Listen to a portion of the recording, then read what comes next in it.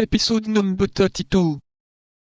D'Artagnan spoke these words with a simplicity that did not his courtesy, without throwing the least doubt upon his courage. Pardieu, monsieur, said Athos, that's a proposition that pleases me, not that I can accept it, but a league of it saves of the gentleman. Thus spoke and acted the gallant knights of the time of Charlemagne, in whom every cavalier ought to seek his model. Unfortunately, we do not live in the times of the great emperor, we live in the times of the cardinal, and 3 days hence, however well the secret might be guarded, it would be known, I say, that we were to fight, and a combat would be prevented. I think these fellows will never come. If you are in haste, monsieur, said D'Artagnan, with the same simplicity with which a moment before had proposed to him to put off the duel for 3 days, and, if it be your will to dispatch me at once, do not inconvenience yourself, I pray you. There is another word, which pleases me, cried Athos, with a gracious nod to D'Artagnan. That did not come from a man without heart.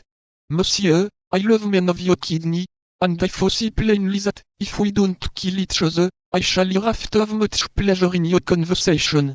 We will wait for this gentleman, so please you. I have plenty of time, and it will be more correct. Ah, here is one of them, I believe. In fact, at the end of the Rouge-Gerard the gigantic Porthos appeared. What? Cried D'Artagnan. Is your first witness Monsieur Porthos? Yes, that disturbs you. By no means. And here is the second. D'Artagnan turned in the direction pointed to by Athos, and perceived Aramis. What? Cried he, in an accent of greater astonishment than before. Your second witness is Monsieur Aramis? Doubtless.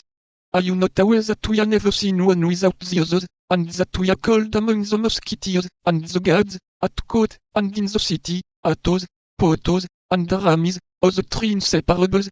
And yet, as you come from Dax, or Pau? From Tarbes, said D'Artagnan. It is probable you are ignorant of this little fact, said Athos. My faith, replied D'Artagnan, you are well named, gentlemen, and my adventure, if it should make any noise, will prove at least that your union is not founded upon contrasts. In the meantime, Porthos had come up, waved his hand to Athos, and then turning toward D'Artagnan, stood quite astonished. Let us say in passing that he had changed his baldric, and relinquished his cloak. Ah, said he, what does this mean? This is the gentleman I am going to fight with, said Athos, pointing to D'Artagnan with his hand, and saluting him with the same gesture. Why, it is with him I am also going to fight, said Porthos. But not before 1 o'clock, replied D'Artagnan. And I also am to fight with this gentleman, said Aramis, coming in his turn onto the place.